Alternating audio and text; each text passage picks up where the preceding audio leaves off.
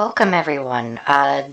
If you don't know me, my name is the Dawnbreaker. I am a small content creator, just starting out for Wizard 101. Um, Welcome to a new series called That's Life, because we are discussing the life class and the Thurdus and the current state in which current support builds are, because I think not enough people are informed about support builds, and when it comes to team fights especially, you need to be able to know how to properly support teammates with healing support and support builds. I don't think a lot of life wizards are aware of where to obtain this stuff and how to obtain it and where to grind it. So this is a small comprehensive guide. I will try to make it as brief as possible, and there will be some cuts in between to highlight certain areas, but aside from that, let's get into it. So, the current build. This is my current build, my max level 170 life wizard. We don't really care about damage all that much. In a support build, we're just looking to mainly have our resistance up high, because if we can stay alive, the better. Accuracy, we want our spells to 100% go off always. There is never a critical moment that you don't need to have a spell out. So you need to have 100% accuracy. There is no negotiation about that. Critical rating doubles your healing. Try to have as much of it as possible. The goal is to just have above 300 so that you're able to crit as much as you physically can. Block rating, I get a lot of complaints about block rating, mostly just because players are not really thinking it's super useful. Yes, it is on support builds, just because it reduces the damage that you take. Instead of doubling, it'll go back to being normal when their enemy crits. So you want that. Piercing, we don't care about on a support build. Outgoing, try to stack as much of it as you physically can. If you want to pause the video here and look at what I got, I have that right there. This is the outgoing percentage. I got 245. This is the highest I've ever seen in the game currently right now. It'll go up when Darkmoor hits, because shield pins will go from being 29 to 46. So there will be another video in this series which will highlight the post Darkmoor build. So that will be eventually at some point. Pip conversion we don't care about very much. Power pip percentage, you may notice that it's not 100%. We don't really care about that. I'll explain my rationale behind that. There's shadow pip rating on some of these, arch masteries on there too. I'll get into all of that. So, hat options. When you are questing through the game, you are going to use the J gear for the most part. This will just kind of be your go-to for questing and being a support for the majority of the gameplay. You're going to use that up until you hit 160. And that's where things start to get interesting, because you can now use the Eternal Inspired Helm. You take this by getting it from Novus. This is a 160 item. It is by far one of the best in the game, if not the best at the moment. It gives you power pip, it gives you resist, it gives you accuracy, it gives you critical rating, and it gives you shed. And it gives you that shield pin that you're looking for to have outgoing, and that's the main thing of it. But it comes with a lot of other set bonuses that you absolutely want to have as a healer. The current Wallaroo world does not have critical rating on their gear for the second division set, so I wouldn't do that, just because you have this one gives you accuracy, and this also gives you critical rating. So that is the main reason why we are running both the hat and the boots of the similar version of the Eternal set, and you basically just take that to the Novus Crafter and you can make said boots. The robe. This is basically an upgraded version from the Spooky Carnival set. I wouldn't invest in the Spooky Carnival set anymore. This gives you power pip, this gives you accuracy, this gives you crit rating, which was not on Spooky Carnival. You get the same 21% resistance, and you get 25% outgoing healing, so that's a 5% increase from the Spooky Carnival set, which is right here. So this is just it for comparison. You've got the two side by side if you want to pause the video and compare. If you want, these are both pay to win options. The free to play options are you can get the Majora's Armor of Impulse from the Rat. If you just want to farm, this is an option. If you want to farm for potentially a more on-caliber robe, that's a free-to-play option. This is an option too from Caramel. It's on a similar caliber. You can farm it from the Aberrant Paradox in Caramel. I personally wouldn't go for this just because it's a hard fight and it only drops from that guy as far as I'm aware. So do with that information what you will. So the wand options are the Arcane Smith's Hammer. This is a paid option. This mainly gives you the extra sockets for extra outgoing. There's not much too special about that. The Emerald Cayman Scepter is something that you can farm. It currently drops from Iskak's Cursewing. I will show you where that spot is and where to farm it. This is another paid option. Mad Animancer's Candelabra gives power pip, gives 2 regular pips, and gives the 28%, the same as the Emerald Caymans, but is a paid option. So I would run one of these 3 as your wand. The Thames. Emerald Towns is currently one of the best in the game. You do get this from Wintertusk, and it's in the bazaar. You can just buy it. It gives 25% in, 25 out, and then you just socket 2 of the circles, and you're good to go. And this is probably the best thing in the game at the moment. Cosmic Chris is an additional option if you want extra power pip percentage for some odd reason. Maybe you need to be able to pop more consistent spells, whatever. You get power pip from that. You can also get power pip from the Dark Woman's Dagger. It's on the same tier from like the Morganth set. I just don't have it from back in the day. You run that alternatively, or there's a new Darkmoor one coming out. That's probably going to be like an upgrade from the Dark Woman's Dagger, so it'll just be like a new version of that thing that just has more outgoing, more power pip percentage rather. This will have, this is by far one of the best themes, if not the best. Jewel of the Virtuous Soul, you get this from Upper Zigzag. I'll show where that is. You get this from a locked chest. It's a really good amulet just because it gives the natural 2%, and then you just slap on 2 8s. It's real easy. If you need extra resist, Lively Nightmare amulet, drop 2% for 10% resistance. You farm the Nightmare housing dungeon. Stone of the Other Side, nothing is better than this currently at the moment. You get 33% natural outgoing, and then you get to socket 2 8% on it. So you go farm this in Avalon. There are multiple bosses. You can look it up if you so wish. Pets, I personally run 2 Maycasts just because it's useful. Extra healing, free heal. That's always amazing on any support build. Your teammates are going to love you. It's just fantastic when the AoE heal goes off and everyone sees the unicorn pop up. It's just a blessing in disguise. The resistance is on there. Spellproof, I would try to manifest spellproof if you can.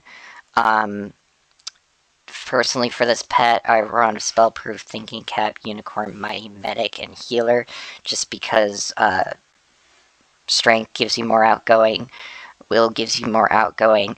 You just max those two stats as much as you can, and these two talents will do that for you. You have the Make Cast of Unicorn on here.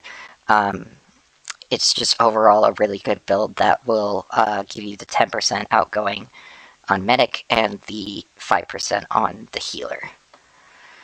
The deck is you run the Vibrant Archival Array. You get this from the Forbidden Library Housing Gauntlet.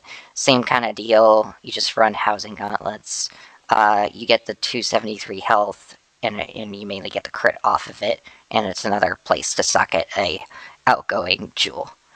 The mount, the Mammoth Mini, this gives you 2% extra outgoing. I wouldn't invest too much into this because it doesn't drop anymore from the Jeweled Slopes, so you can't farm this anymore. I will repeat, you cannot farm this anymore. You have to go and spend crowns to actually get it.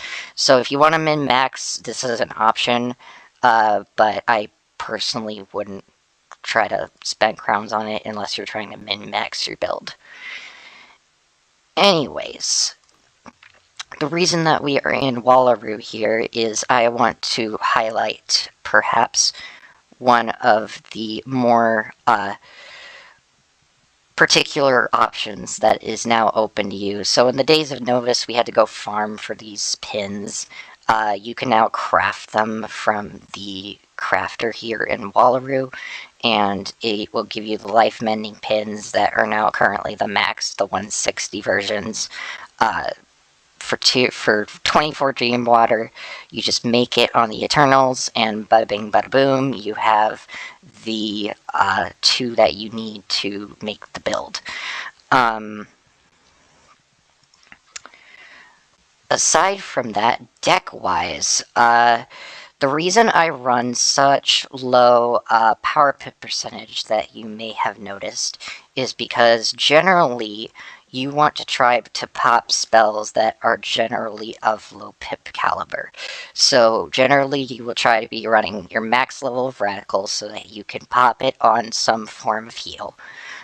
Generally that is usually onto Pigsy or onto the Sprite Swarm, which clears 2 traps and gives you a aura of incoming healing, which is super useful because more healing into your allies is beneficial. I personally wouldn't try to use it as an intervention tool. So like, let's say that your Storm is trying to frenzy to hit and they clearly have an aura up, but they clearly have traps on them that would put this aura on them. Don't be annoying and try to interfere with like what they're doing. Like, just wait for it to subside and then put this on them. So just like watch your teammates and just kind of like play around with what they're doing and figure out from what you want to do from there. But the upgraded version of Sprite Swarm, if you can get this version, definitely invest into that. Same thing with the Bottom Path Pigsy. Bottom Path Pigsy will always be better. Overtime is always going to be better than Burst Heal. Invest into this as soon as you can. Just go farm Von Bracken. I will show you where Von Bracken is, and you just get a team together and you go farm him. Just ping in the Wiz Discord, ask for players to farm gold keys and do gold key rotations, and just ask people. There are more people more than willing to come and help with that if you feel that you need help. Unicorn, same kind of deal. Just use low pip versions of spells and just try to get the max outgoing out of those said low pip spells. And the Dryad I have on the pet gives you the original version of that. So you have the regular Sprite Swarm and you have the upgraded version of Sprite Swarm. So you're getting a lot of bang for your buck there. Rebirth is another honorable mention, and Tourette, just because they are really good spells in general. Rebirth will take all the traps and convert it into blades, and they'll also put heal over times on your allies. So it kind of really depends on if you notice that there's a lot of trap spam going on in the fight. You can put that in your deck and hopefully mitigate that. Same goes for like overtimes if you're anticipating like fire enemies, or you're anticipating myth using basilisk or something just out of the ordinary, or there's a cheat that involves dots, you can take Tourette and you can just be like, no, I actually make this a heal over time on my targets, and this isn't AoE, this is just a singular target. This will let you select, a rebirth will let you select multiple. So same thing goes for Sprite's form, it'll let you select multiple targets to activate this effect of getting rid of traps and having a net benefit. So just to clarify, these will let you select multiple targets. This is only a singular target for Tourette, so it has its benefit, but there are drawbacks to using either, and you have to anticipate timing on when especially to use auras to benefit your teammates, because you don't want to fuck up their stuff if they're trying to hit or set up for stuff. So just watch your teammates and plan accordingly. Purge is obviously a really good spell to have. Weave into Storm, because most of your hitters are going to be Storm. You're going to run an Energy Blade or Energy Attenuate.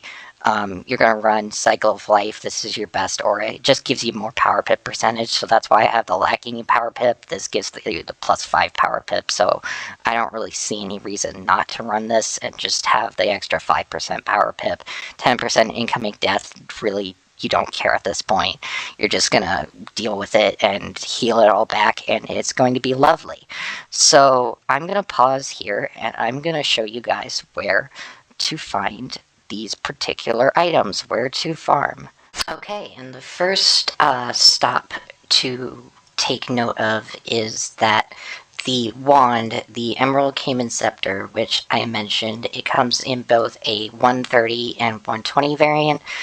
It will give you the 20% natural outgoing plus the 8%, which you'll socket on from Wallaroo.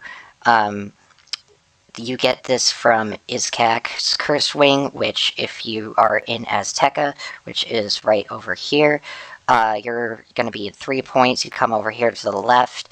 It is this chamber right here. It's a pretty easy boss fight. You could probably solo it if you really wanted to. It is a gold skeleton key boss, so you will need to do rotate keys or see if people want to rotate keys.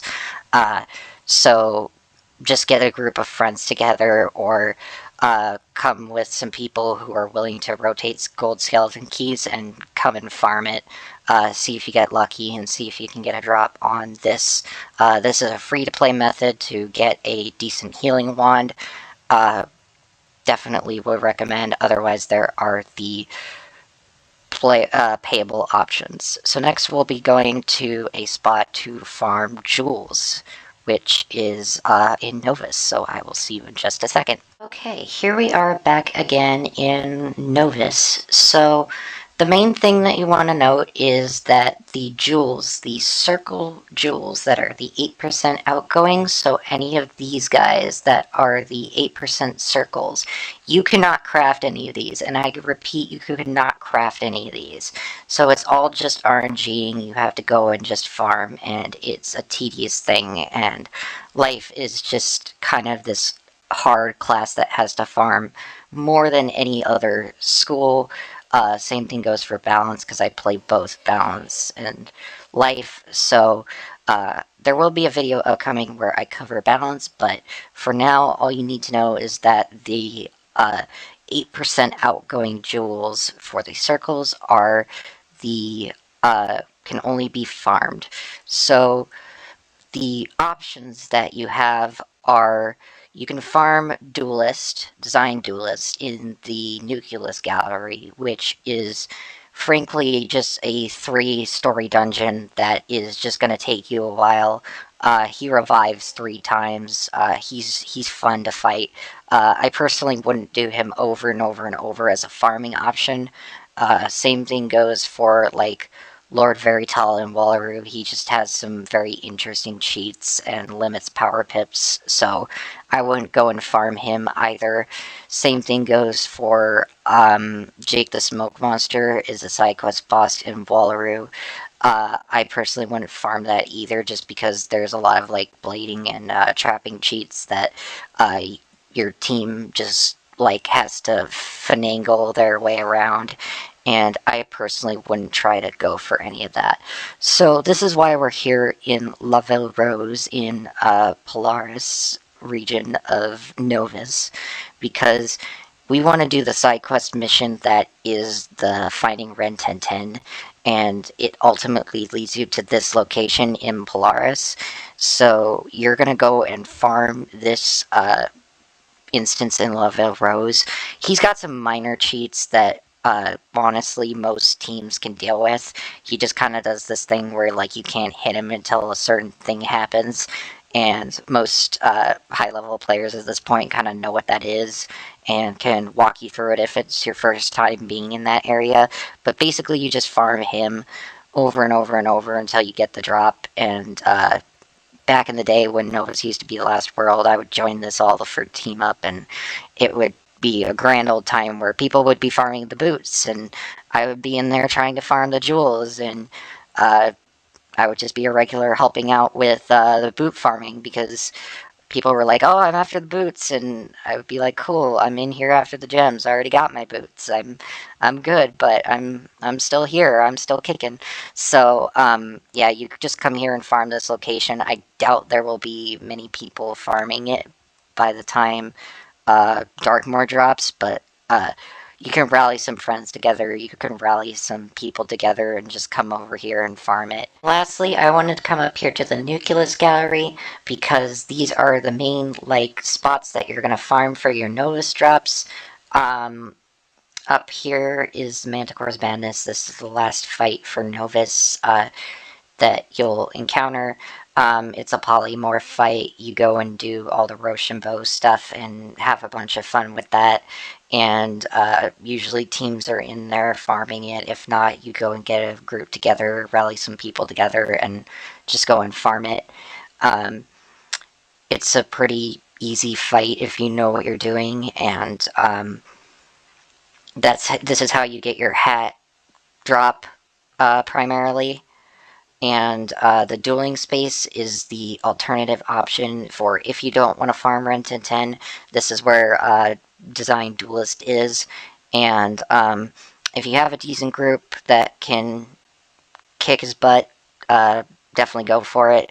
I wouldn't really go for the guys in Wallaroo just because they're a little bit harder, and Novus is definitely an easier farming spot in terms of like combative abilities and people's ability to be able to like get rid of enemies and get rid of minions and certain mob health. So personally, I would just come and farm Novus and pick a location and just have at it. So that is really my guide on That's Life for the current builds that are currently trendy in the spiral at the moment. So I will catch you next time, and if you happen to catch me in the game, say hi. I'm a small little content creator that is trying to get started on working on spreading awareness about how to make certain builds and how to go about making optimized class support. So if you want to copy my build and you want to learn or talk about how to go about stuff, or you need a pet land or what have you, let me know in the comments and just share your advice. I would love to hear feedback. If anyone knows of anything better that is existing out there, if you want to talk about various things related to support builds, I am all for it. I want to be the most optimized healing wizard in the game at the moment, and this is the current build that I've seen that has the best outgoing. So on that note, I will catch you guys next time. Thanks. Bye-bye.